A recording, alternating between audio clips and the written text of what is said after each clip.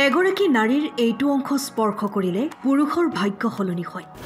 আচাৰ্য চাণক্যই কৈছিল মহিলাসকলে ভুলতো এইকেইটা কাম কৰিব নালাগে।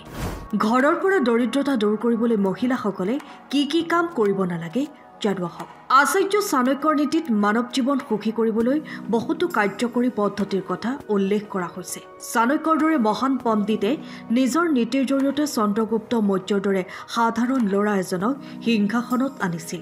আজিৰ ভিডিঅ'টোত আমি আপোনালোকক কম এগৰাকী নাৰীৰ সেই কথা, যিটোৱে প্ৰতিদিনে পোৱা মাত্ৰ স্পৰ্শ কৰিলেই পুৰুষৰ ভাগ্য সম্পূৰ্ণৰূপে সলনি কৰিব পাৰে। ইয়াৰ পিছত সেই ব্যক্তিজনৰ বাবে সফলতাৰ সকলো দুৱাৰ মুকলি হ'বলৈ আৰম্ভ কৰে। চাণক্যৰ নীতিত কোৱা গভীৰ গোপন কথাবোৰ জানিলে আপুনিও আচৰিত হ'ব। আজি আমি আচাৰ্য চাণক্যই দিয়া কেইটামান গুৰুত্বপূৰ্ণ ধাৰণা আলোচনা কৰিম। আগুৱাই যোৱাৰ আগতে যদি আপুনি এতিয়াও আমাৰ চেনেলটো ছাবস্ক্ৰাইব কৰা নাই তেন্তে অনুগ্ৰহ কৰি ছাবস্ক্ৰাইব কৰি লওক।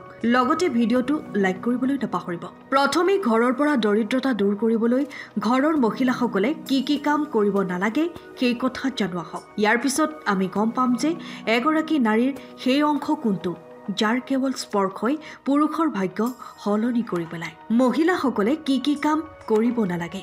লোভ। চাণক্যৰ নীতি অনুসৰি কোনো ব্যক্তিয়ে লোভী হ'ব নালাগে, বিশেষকৈ ঘৰৰ মহিলাসকল। লোভ হৈছে এক বেয়া দিশ যিয়ে মানুহক ক্ৰমান্বয়ে ধ্বংস কৰি পেলায়। এগৰাকী নাৰী যদি লোভী হয় তেন্তে তেওঁৰ সমগ্ৰ পৰিয়ালটো ধ্বংস হ'ব পাৰে।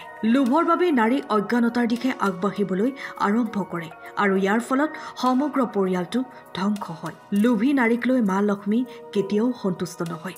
স্বামীৰ অপমান।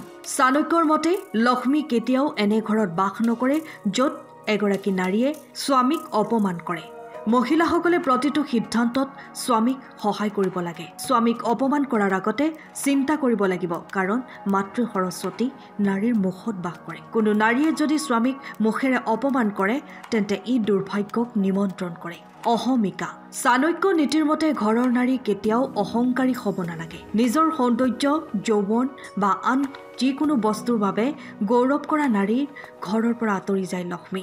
অহংকাৰে ঘৰৰ সুখ আৰু সমৃদ্ধি ধ্বংস কৰি দৰিদ্ৰতাৰ জন্ম দিয়ে। অজ্ঞানতা। চাণক্য নীতিৰ মতে ঘৰৰ মহিলাসকলে শাস্ত্ৰ আৰু পুৰাণ অধ্যয়ন কৰিব লাগিব। আৰতি আৰু দেৱ দেৱীৰ মন্ত্ৰৰ জ্ঞানো থাকিব লাগে। অজ্ঞানতাৰ বাবে পৰিয়াল ধ্বংস হয় আৰু নাৰীৰ স্বাৰ্থপৰতা আৰু ক্ৰোধ বাঢ়ি যায়। নাৰীৰ কোনটো অংশ স্পৰ্শ কৰিলে ভাগ্য সলনি কৰিব পাৰে।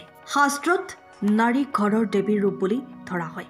যদি এজন পুৰুষে এগৰাকী নাৰীক সঁচা অন্তৰেৰে সন্মান কৰে তেন্তে তেওঁৰ জীৱনত কোনো ধৰণৰ সমস্যাৰ সন্মুখীন হ'ব নালাগে। গতিকে জানো আহক সেই অংশ যাৰ দ্বাৰা পুৰুষৰ ভাগ্য সলনি হয়। মাৰ চৰণ। মাতৃৰ চৰণত স্বৰ্গ বাস কৰে। সন্তানৰ মুখ। সন্তানৰ মুখ দেখিলে ভাগ্য জাগ্ৰত হয়। পত্নীৰ হাতৰ তলুৱা। দেৱী লক্ষ্মী হাতৰ তলুৱাত বাস কৰে। এতিয়া আপোনালোকে নিশ্চয় গম পাইছে যে নাৰীৰ কোনটো অংশ স্পৰ্শ কৰিলে মানুহৰ ভাগ্য সম্পূৰ্ণৰূপে সলনি হ'ব পাৰে। ভিডিঅ'টো ভাল লাগিলে লাইক কৰিব আৰু কমেণ্টত লিখিব জয় মা লক্ষ্মী। লগতে চেনেলটো ছাবস্ক্ৰাইব কৰিবলৈ নাপাহৰিব। ধন্যবাদ।